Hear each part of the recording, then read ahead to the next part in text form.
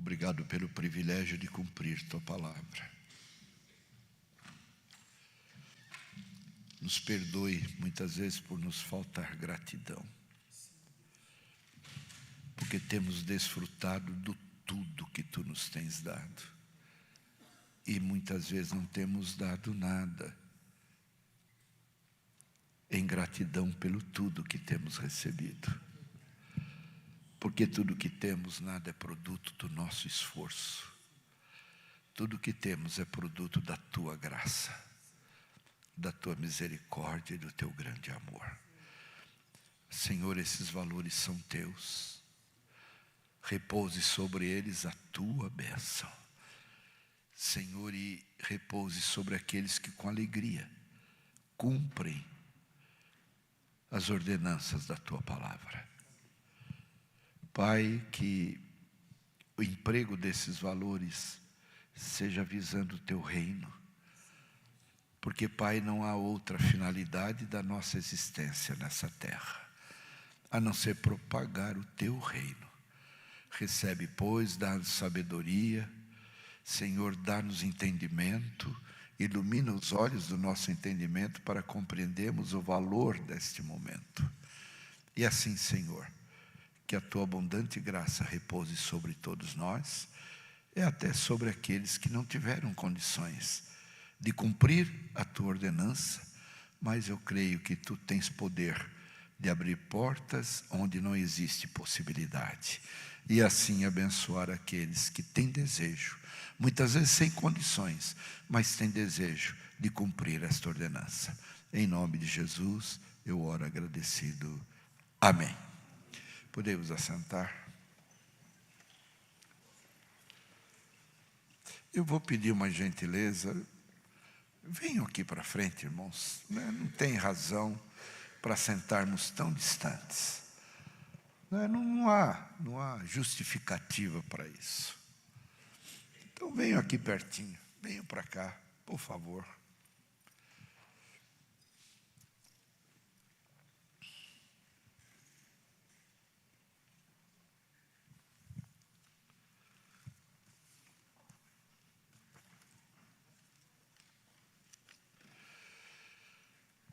Eu vou pedir aos irmãos que deixem aberto as vossas Bíblias na carta de Paulo aos Efésios, no capítulo 2, a partir do verso 11. Deixem aberto. Não sei se vou pregar sobre isso. Vim com isso no meu coração. Mas o que eu queria perguntar à igreja hoje: será que nós estamos vivendo a realidade bíblica na nossa vida? Vejam bem,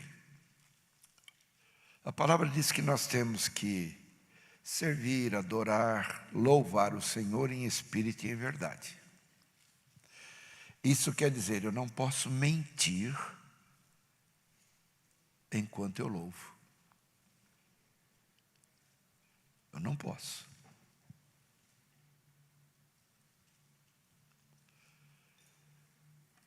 Eu não posso mentir enquanto estou louvando.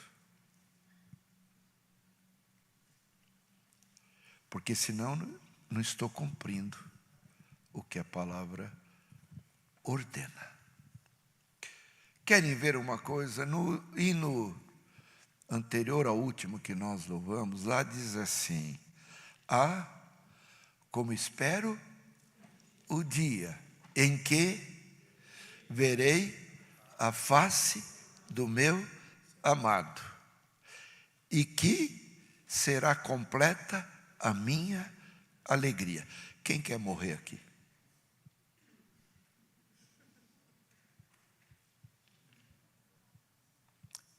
Quem tem alegria de morrer aqui?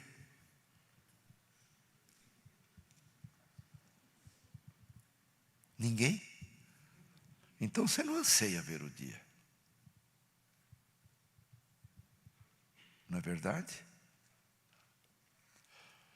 Como eu espero, como anseio ver o dia em que verei a face do meu amado. Ninguém quer ir.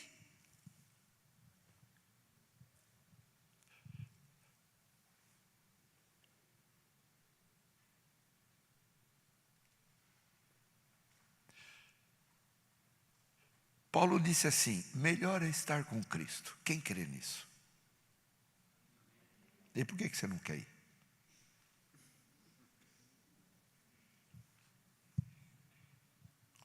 Não, nós precisamos louvar em espírito e em verdade. Os irmãos concordam? Mas eu lhes pergunto, estamos sendo verdadeiros? Louvando? A palavra diz que a boca está cheia do que a boca fala do que o coração está cheio, mas aqui a boca fala do que o coração não sente. Não é? Por que estou falando isso, irmãos? Nós não podemos mentir. Nós não podemos mentir. Ah, como anseio ver o dia em que verei o rosto do meu amado, em que minha alegria será completa. Eu, quando tenho alegria em alguma coisa, eu quero ir até ela.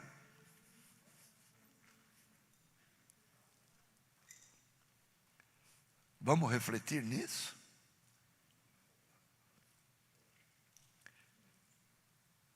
Ninguém quer morrer.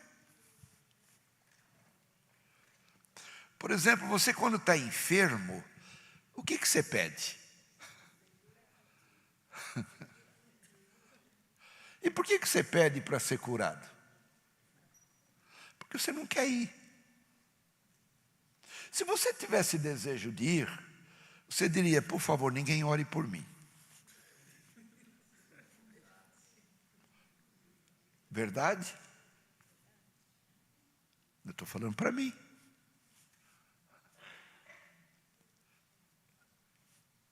Eu pergunto aí para a equipe de louvor aí, não é? Vocês que dirigem a igreja, em termos de louvor, porque vocês querem morrer logo, não? Que coisa, que falsidade. Eu devia ter perguntado isso antes. Ah, como eu anseio o dia. Paulo disse, melhor é estar com Cristo. E eu lhes pergunto,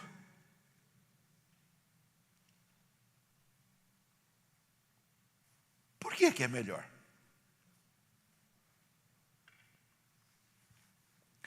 Por que é melhor estar com Ele? Quando passamos por algum momento preocupante,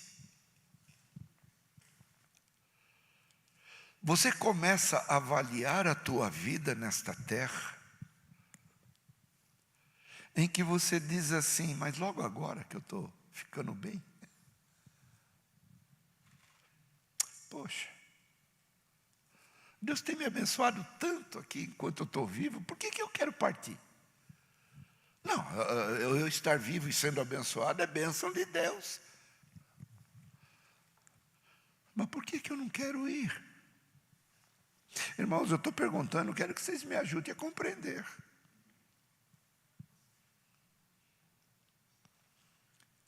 E quero que nós compreendamos o que é a realidade do que falamos em relação ao Senhor.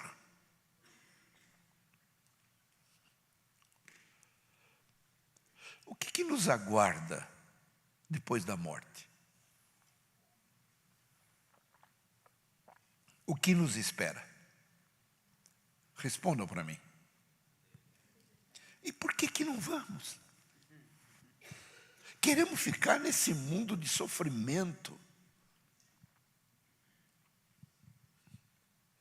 Não que queiramos fugir desses momentos difíceis, mas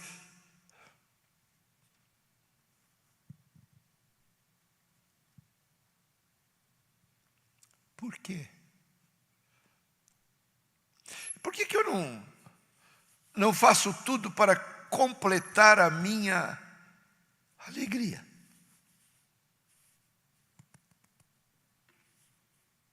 Por quê? Medite nisso. E procuremos corrigir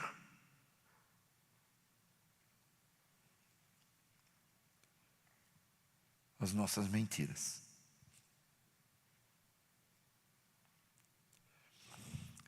Por que eu estou dizendo isso?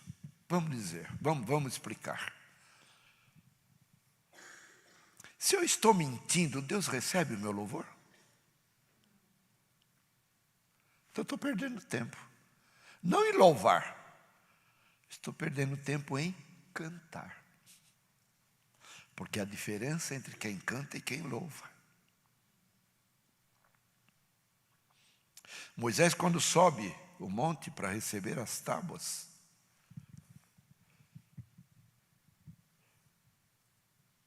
ele desce com as tábuas e encontra Josué.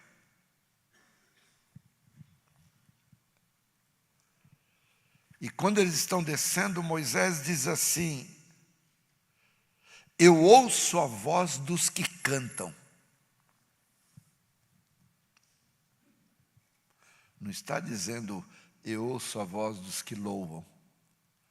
E por que ele disse dos que cantam? Porque o barulho do louvor, ou melhor, do cântico que ele estava ouvindo, era honrando o bezerro de ouro.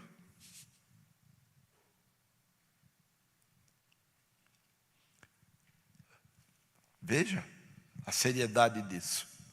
Quem louva o Senhor, direciona o coração dele a realidade e a verdade do que eu vivo dele na minha vida. Porque louvá-lo é tributar a ele, através das minhas palavras, do meu cântico, a gratidão sincera e verdadeira de quem ele é na minha vida. Do que ele tem feito para mim.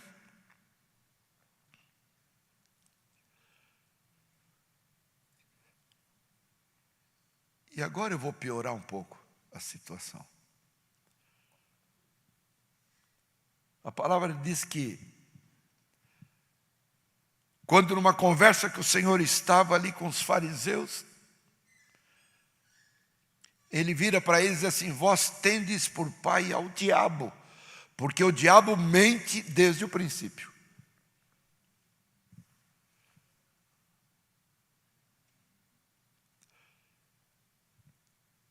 Então, Deus me colocou à frente para ensinar, para vocês e para mim. Para vocês e para mim. Que nós não podemos mentir. Não podemos. A palavra diz que nenhuma mentira procede da verdade. E a hora que estávamos louvando, né, e o Tiago ainda cismou de falar que nesses últimos 15 cultos aí, o Senhor só fala de intimidade. Eu acho que a nossa intimidade está meio esquisita, né? Não é assim, Tiago, né? Ser íntimo de Deus é não adorá-lo mentirosamente. Irmão, nós estamos numa caminhada para o céu. Está vendo? Ninguém falou nada. Uns 2 ou 3 falaram amém, o resto falou assim: não sei se vou para lá, é isso? Não, estou preocupado. Mas meditem nisso, tá, irmãos? Guardem isso no vosso coração. E peça ao Senhor que te ajude, e peçamos ao Senhor que nos ajude a louvá-lo em espírito e em verdade. Amém? Amém. Amados, Efésios 2, do 11 até o 22, traz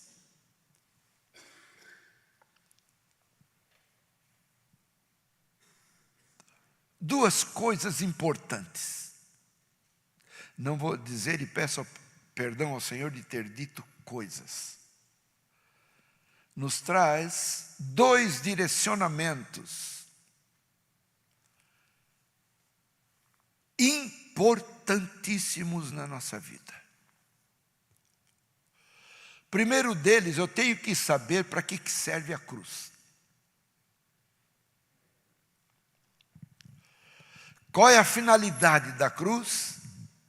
Para o que ela existe, ou existiu, e por que Jesus foi para ela. Os sacerdotes tentaram matá-lo de todo jeito. Aliás, eles se reuniam para poder ver um meio de matá-lo. Eles perderam tempo, fizeram bobagem, foram burros, porque Deus já tinha determinado que o filho ia morrer. Então não precisava tramar. Não precisava se reunir para definir, vamos matá-lo. Para o Senhor já tinha matado. Porque a palavra diz que o Senhor fez com que o seu filho enfermasse, adoecesse, morresse. Mas se ele permite agora que Jesus Cristo morre crucificado, qual é a finalidade de um objeto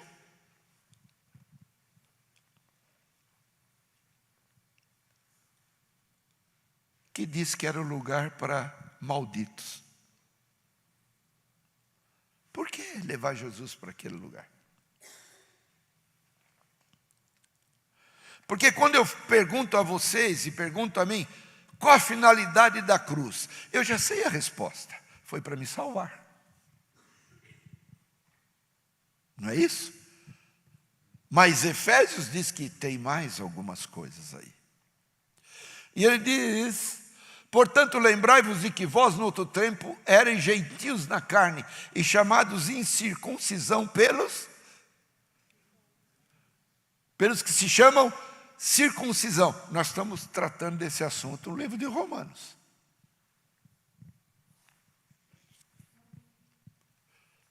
Só que eu tenho que compreender que existe circuncisão e circuncisão. Os judeus achavam-se superiores aos gentios por causa de dois atributos que Deus deu a eles: lei e circuncisão. E eles achavam que eram melhores do que os gentios. Só que na realidade, estamos estudando, não é novidade eu falar, o Senhor disse que porque eles achavam que tinham a lei e a circuncisão, eles faziam a circuncisão e não viviam a lei. Não adiantava nada. A não vivência da lei anulava a circuncisão, porque o Senhor está dizendo que até os incircuncisos eram melhores do que eles que tinham se circuncidado. Por quê? Porque eles não viviam aquilo que eles diziam que tinham recebido por serem especiais. Não viviam a lei. Porque aquele que quebra um mandamento dos 10, quebrou toda a lei. Eles não viviam nada. E os incircuncisos, notem uma coisa. Você já conversou com alguém que você admira e que não é evangélico?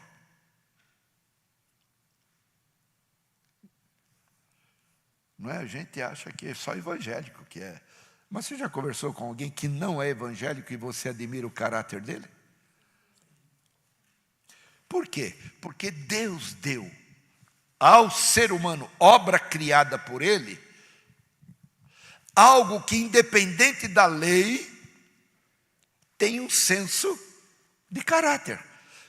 Conversa muitas vezes com alguém que você vai pregar o evangelho, não é? E se alguém chega para você e fala, mas você tem vivido a realidade do evangelho? Não, eu tenho. Mas eu tenho visto que você, na tua casa, não tem sido sacerdote, você não tem amado tua mulher, teus filhos. Os teus filhos são problemáticos por falta de ensinamento, de atenção, de carinho. Você não tem o que responder.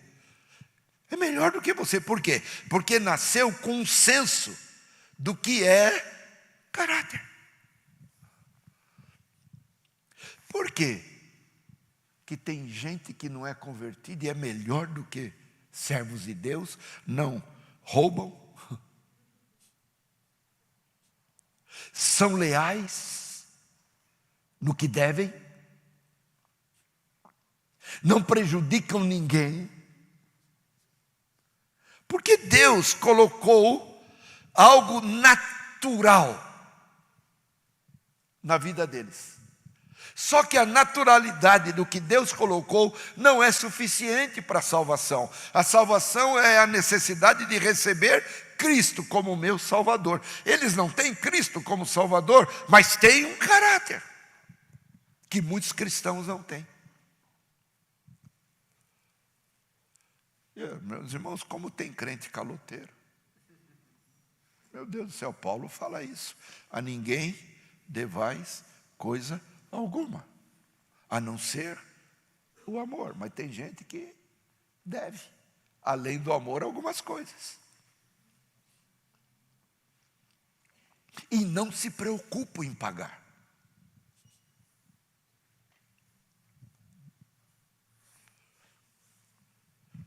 Então isso que nós estamos lendo é a grande e clara demonstração de que a cruz precisa fazer algo além do que nós pensamos ou imaginamos. Vamos para o próximo verso que diz o quê? Nós, naquele tempo, nós estávamos o quê? Sem Cristo. Que mais? Separados da comunidade de? Que mais? E estranhos aos concertos de? Que mais?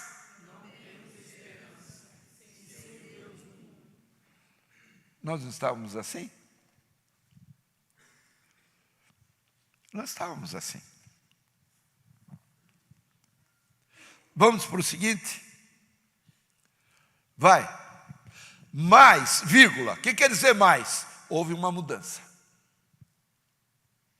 Mas agora, hoje, o quê? Em Cristo Jesus, o quê? Vós, diga, eu. Eu, né? Eu. O quê? Que eu estava o quê? Que eu estáveis longe, o quê? Já pelo primeiro atributo da cruz.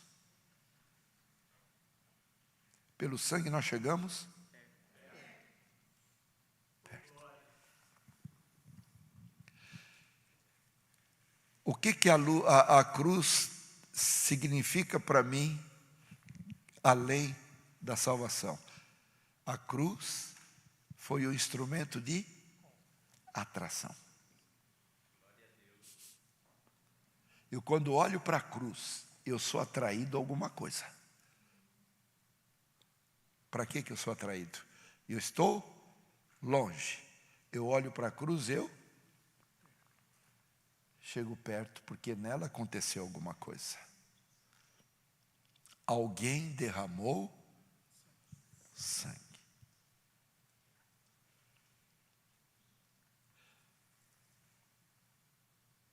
Eu não posso passar tempo na minha vida sem olhar para aquilo que aconteceu lá.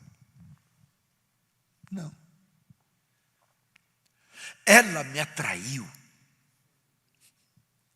Através de alguém que foi para ela como maldito. Escuta, se alguém pode pôr o horário para mim ali, que negócio está chuviscando tudo lá, está me atrapalhando. Não dá? E por que está com defeito que ninguém consertou?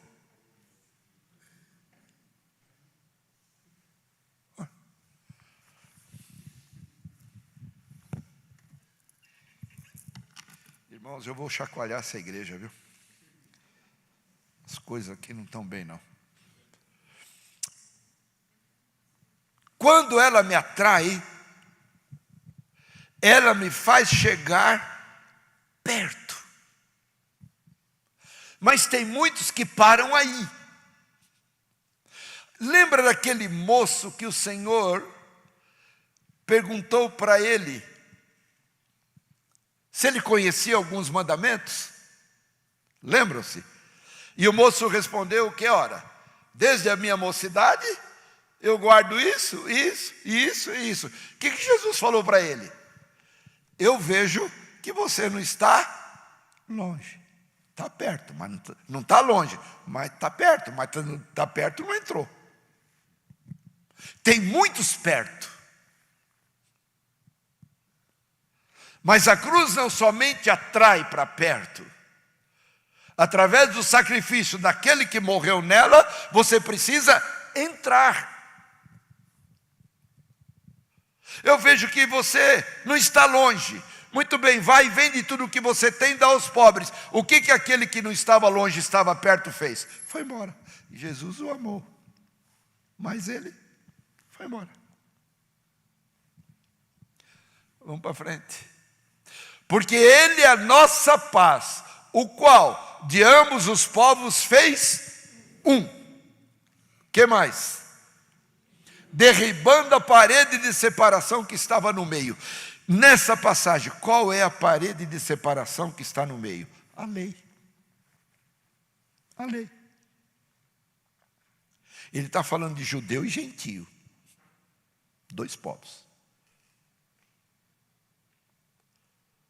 A lei é exatamente o instrumento que divide judeu de gentio, porque o judeu acha que a lei foi dada para ele porque ele é muito mais especial do que o gentio. Aliás, a visão do judeu para o gentio é uma visão de gentio porco. Rejeitado. Nós somos gentios, porque não somos judeus. Não corre o sangue judeu na nossa veia. Corre. Mas corre o sangue de Cristo. Ah, mas ele era judeu, mas o sangue dele era puro. Era puro. Vamos para frente. Na sua carne, pronto. Aonde estava a carne do Senhor? Na cruz. Na sua carne ele desfez o quê? A inimizade que... Isto é, olha lá, qual que é a inimizade? A lei dos mandamentos. Estou falando que ele derrubou essa separação. Então a inimizade, que era a lei dos mandamentos, que consistia em ordenanças, mas ninguém podia cumprir. Ninguém. Só Jesus pôde cumprir a lei dos mandamentos. Só ele. E se ninguém podia cumprir, tinha algo no meio, chamado lei dos mandamentos, que o Senhor faz agora, desfaz a inimizade, que é a lei, para criar em si mesmo, nele, em Cristo. Por isso que quando eu olho para a cruz, eu vejo a minha atração para perto, e vejo o quê? O meu entrar dentro do corpo dele, olha lá. Para criar em si mesmo, dos dois, um novo homem, fazendo a paz.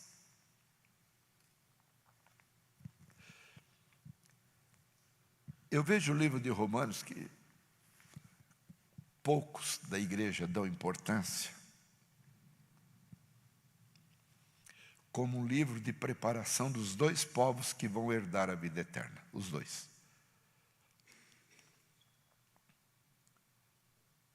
Judeu e gentio. Não vai ter bodas do Cordeiro só para nós, igreja. As bodas do Cordeiro é para os dois. Porque a palavra diz que haverá um remanescente judaico que herdará a vida eterna junto conosco. E eles rejeitaram Cristo. Agora, através dos gentios, a salvação voltará para eles. E eles são o quê? Os ramos naturais, que foram podados da oliveira verdadeira, nós fomos enxertados, não totalmente nela, mas ficou um tronco lá, um pedaço do ramo natural, em que o jambujeiro foi enxertado nele. E aquele que era um toco com o jambujeiro, tornaram-se um ramo. O Senhor desfez a inimizade que havia entre eles. Futurista, é o que vai acontecer. Mas eu tenho que olhar para a cruz para saber o que a cruz quer fazer e vai fazer. Vamos. Pela cruz, reconciliar o quê? Ambos com Deus. E aí? Em um corpo, o que mais? Matando com ela. Ela quem? A cruz. A cruz matou as inimizades. Não é matando com a lei, é matando com a cruz. Pela cruz, matando as inimizades. Muito bem. Deus tem um projeto na vida dos judeus. E a obrigação nossa é amá-los. Quando alguém aparece um judeu na nossa frente, você já olha e fala...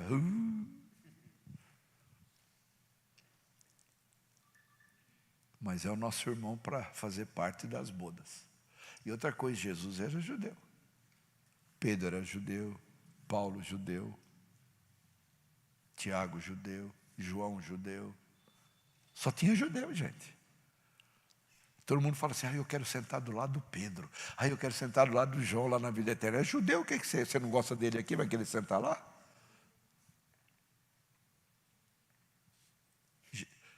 Jesus veio para quem? Para os judeus.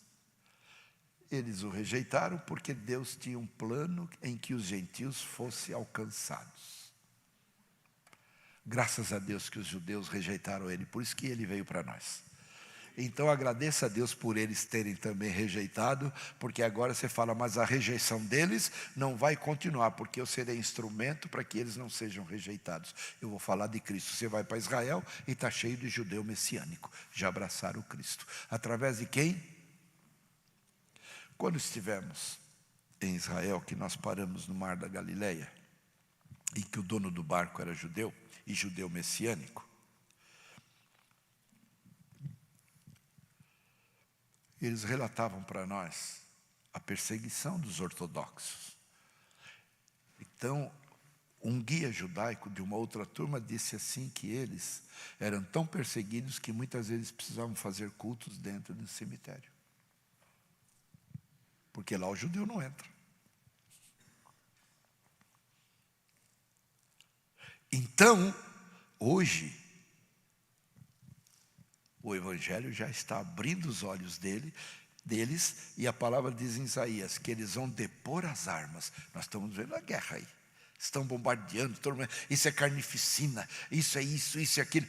Eles vão depor as armas, porque eles vão reconhecer que quem eles rejeitaram era o Filho de Deus. Mas louvado seja o Senhor pelo sono que veio sobre eles. Jesus veio para nós. Veio para nós. Hoje foi o dia de marchas, não é? Para o Senhor Jesus em muitos lugares, aquela multidão. São Paulo, aqui, estive aqui, um número de, acho que mais de 20 mil pessoas. Ora, é o Evangelho alcançando os gentios, para que os gentios o levem para os judeus. Então, Romanos, que eu disse que nós, nem todos, têm prazer nisso, está o quê? Preparando. A própria carta de Paulo aos Romanos diz para o judeu, o que você pensa que é? Você fala da lei, mas não vive a lei. Você tem a marca da circuncisão na carne, mas não tem no coração. Tu que julgas os outros, por que não te julgas a ti mesmo? Estava falando com o judeu. Então vamos para frente. E vindo ele, o Senhor, o que ele fez? Evangelizou a paz. A nós, diga eu. E que mais? Que estáveis? Mas agora, e dos que estavam? Os judeus estavam perto. Nós estávamos longe. Eles negaram a cruz, porque não aceitaram Jesus, logicamente não a morte dele, porque estão esperando ele voltar até hoje. Trocou, os que estavam perto foram para longe, os que estavam longe foram para perto. Nós estamos perto? Não, nós já entramos. Porque a salvação para nós já é uma verdade. Amém? O que eles estão esperando, nós já temos, faz 2000 anos. 2000 anos. Vamos para frente. Porque por ele, quem? Por ele, quem ele?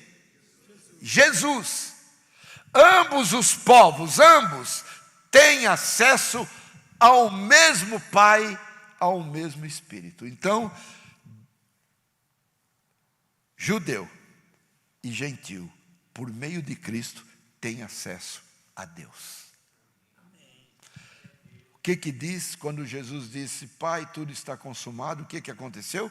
O véu se rasga de alto a baixo. Deus rasgou e abriu a porta para a entrada nossa. Não estamos perto, estamos dentro. Porque lá dentro do Santo dos Santos estava a arca, que continha dentro dela a lei. Mas o Senhor agora tirou a lei, que era a parede de separação e a inimizade, e colocou agora o quê? A palavra, a nova aliança. Mudou tudo. Nós não temos ideia, por isso que eu comecei a falar dos louvores. Jesus não merece que a gente minta. Ele nunca mentiu. Tudo que Jesus fez é verdadeiro. Ele é fiel e justo para cumprir tudo. Quando o véu se rasga,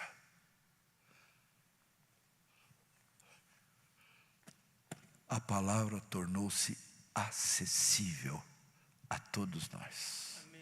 Mas o que precisa é eu entrar dentro dela. E ela dentro de mim.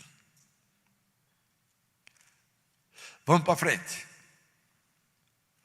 Assim, que já não sois o quê? Nem forasteiros. Mas agora somos o quê? Concidadãos dos santos e da... Então deixa eu explicar 3 coisas que a igreja, nós, precisamos viver. No verso que eu li aqui, primeiramente 2,16, ele diz assim,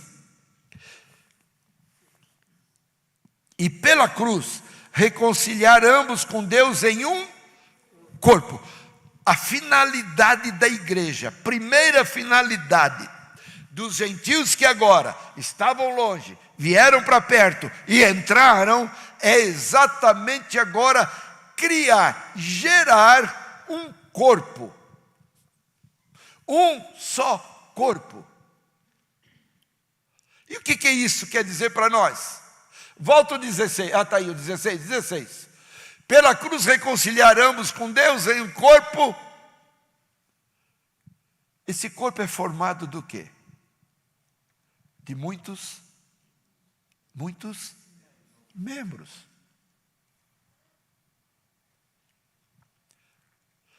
Vamos pegar aqui nosso corpo. Você já viu uns membros aqui quebrar o pau com os outros? Você já viu briga? Mas nós brigamos. Eu não gosto de fulano. Não vou com a cara de ciclano. Eu tenho minha panelinha. Eu tenho minha patota. Eu tenho minha turminha. Eu tenho. Agora, mas por que aqui não é? Por que aqui não chama? Porque eu não vou com a cara dele. Irmãos, você já viu o teu corpo fazer isso? Você já viu o teu olho dizer, eu já estou cansado de falar isso, preciso pegar outro exemplo, né? Porque negócio de cair cisco, tem gente que já nem enxerga mais e não se tocou ainda, que a mão vai lá toda vez tirar o cisco, toda vez está lá. Você já pensou o dedinho aqui, né? Com bronca do olho? Um corpo, e o corpo é unido em todos os seus membros. O corpo são muitos membros, mas um corpo só. Se você não gosta de alguém, cuidado, porque esse alguém que você não gosta dele pode entrar na vida eterna e você ficar fora. Cuidado. Ah, mas eu tenho minhas razões. Eu tenho. E o Senhor diz assim, eu também tenho a minha. Eu levo ele, não ponho você. Ele entra, você não. Você está perto, mas não entrou. Porque não houve uma transformação completa. Então, a finalidade da igreja, a finalidade do gentio, gentio convertido, transformado, é gerar para o Senhor um corpo. Porque o Senhor, ele só é cabeça, mas ele precisa de um corpo. E quem é o corpo de Cristo?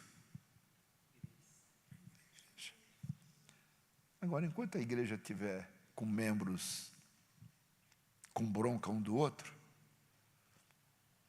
está um corpo deformado. E muitas vezes eu sou o culpado.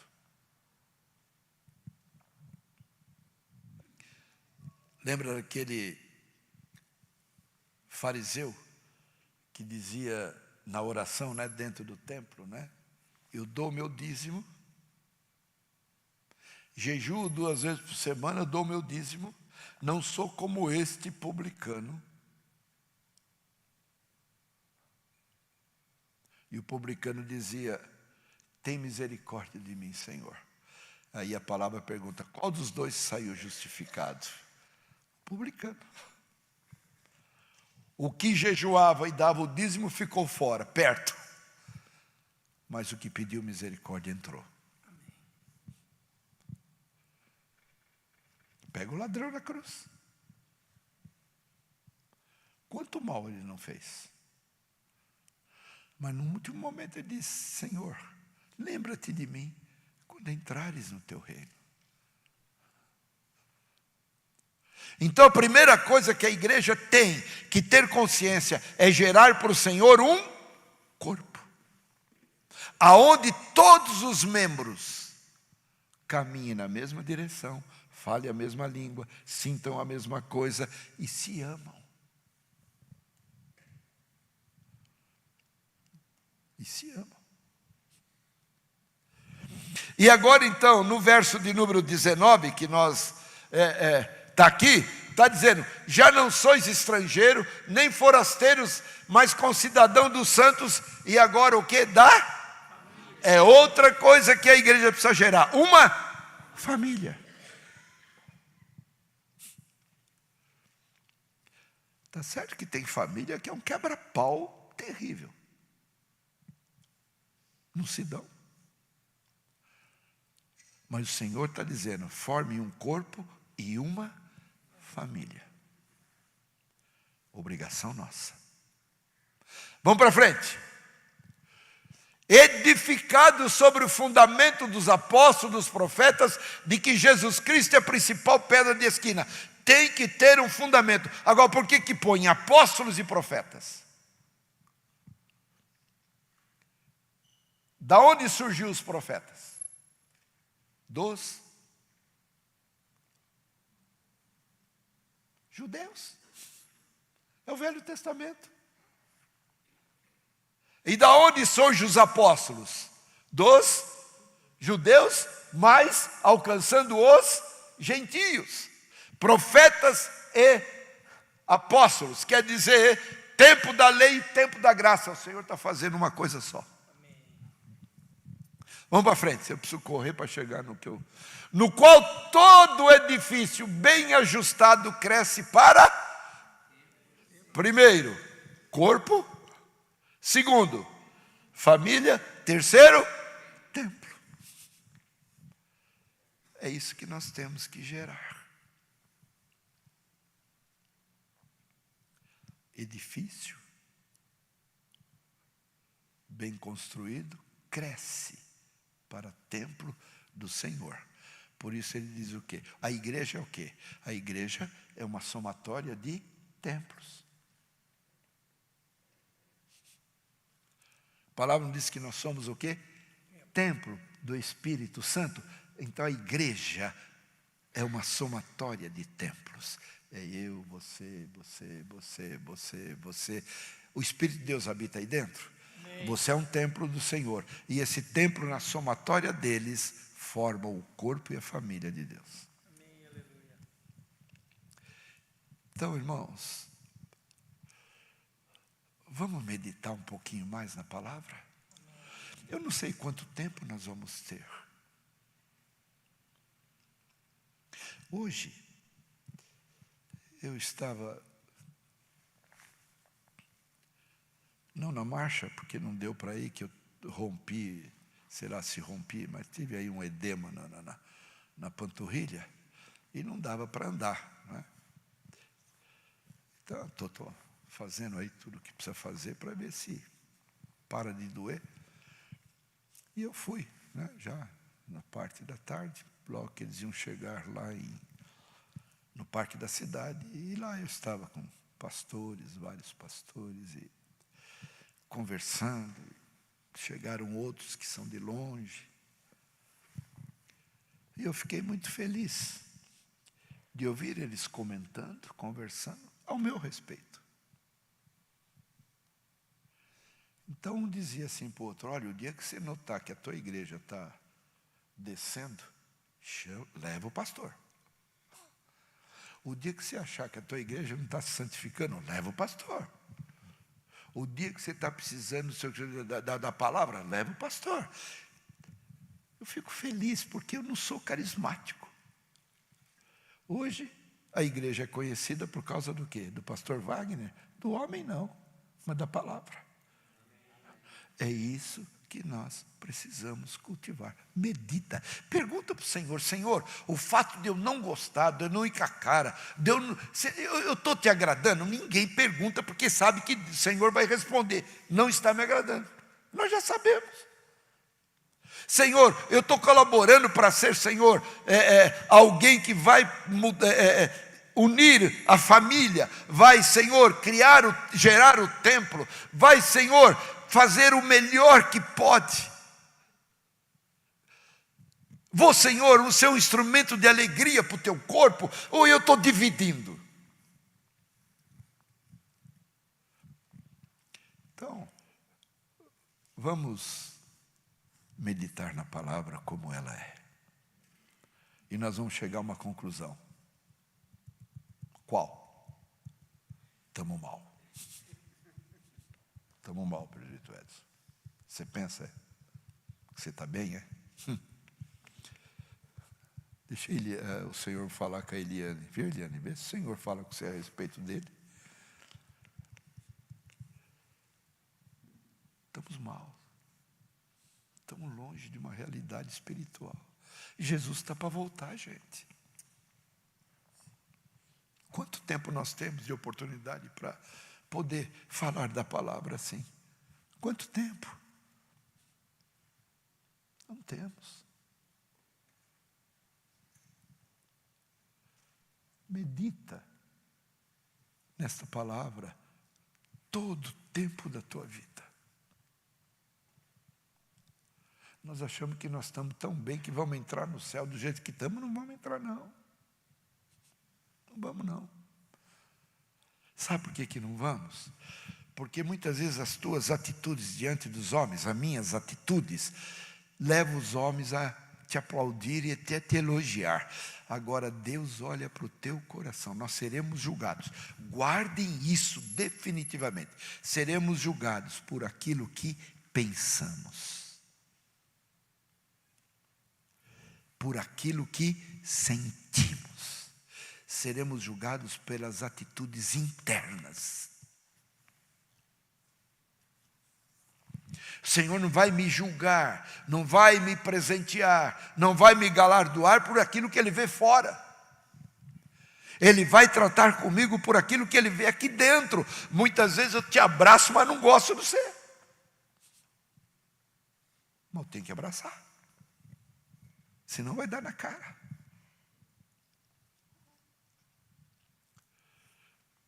Esses 11 versos é para você se consertar. E eu quero encerrar com o nosso juiz, Mateus.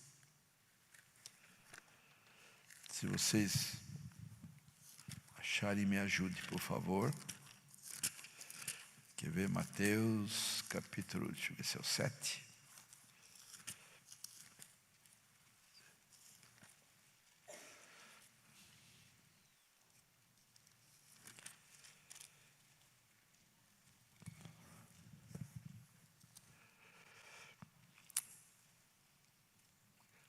Poxa, me deu um branco.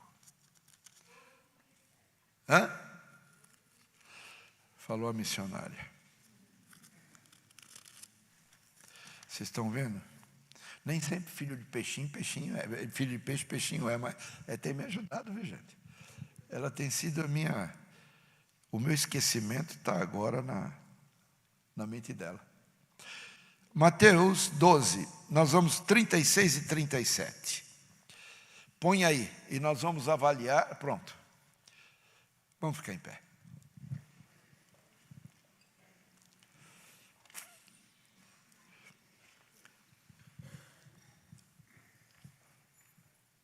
Vamos ficar todos em pé. O que está escrito lendo? Vamos. Vamos lá, mas eu vos digo. Quem que está falando? O Senhor. O quê?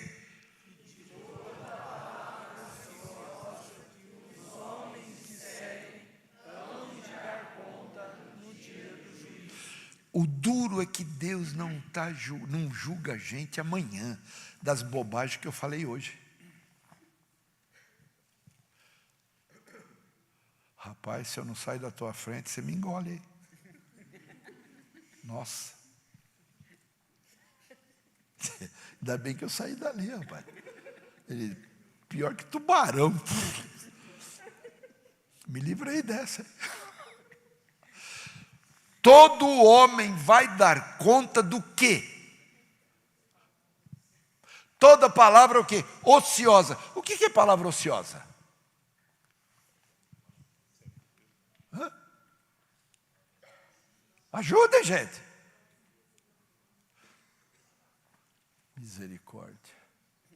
Português nós sabemos, só farto de prova.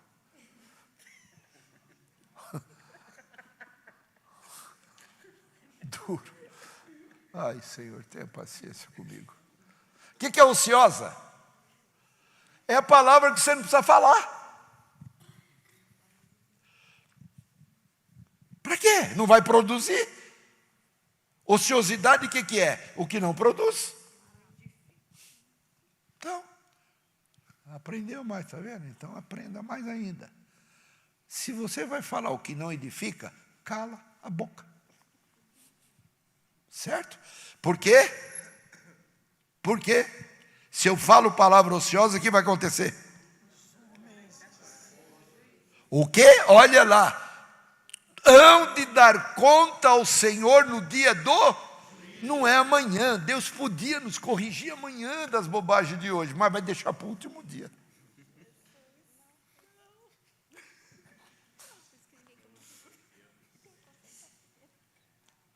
Já está vindo à tona tudo. Agora o 37. Vamos lá. Porque, agora é o pior, vai, leiam. Porque por tuas palavras serás justificado e por tuas palavras serás condenado. Quem é o teu juiz? Tua boca. Tua boca. Jesus disse, a ninguém julgo. Tua boca. Você fala bobagem? Muito não. Bom, tá bom, tudo certo. o que sai da nossa boca vai ser o nosso juiz. Olha lá. Por aquilo que você fala, você poderá ser o quê? Justificado. Então o que o Senhor vai fazer? Não, tudo que você tem falado é verdade e não tem nada de ociosidade. Ou o Senhor vai falar o quê? Tudo que, no último dia, gente, no dia do juízo. Não podia ser amanhã, ô presbítero. Pelo menos você estaria livre. Verdade. Eu não sei porque que o Senhor me faz... Deixa para lá, vai.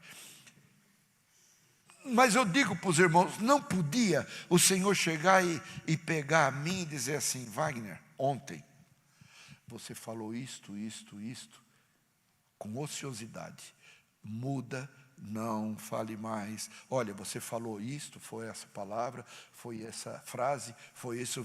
A tua boca te condenou ontem. Mas hoje eu estou te avisando, não continue, para você não continuar sendo condenado. Mas o Senhor só vai fazer isso no último dia, Marcelo. É o dia do juízo, que você não vai ter mais oportunidade de consertar.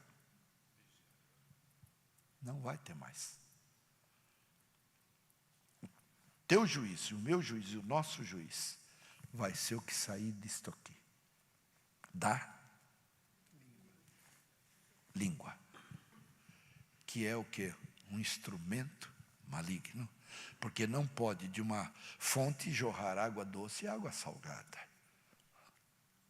E agora, se eu não for justificado, o que eu serei? Condenado.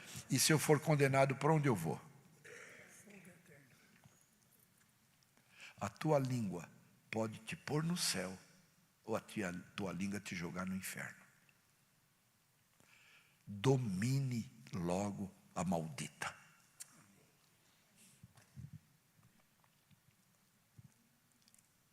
Não emita através dela a tua opinião ou o que você acha que é certo. Cala.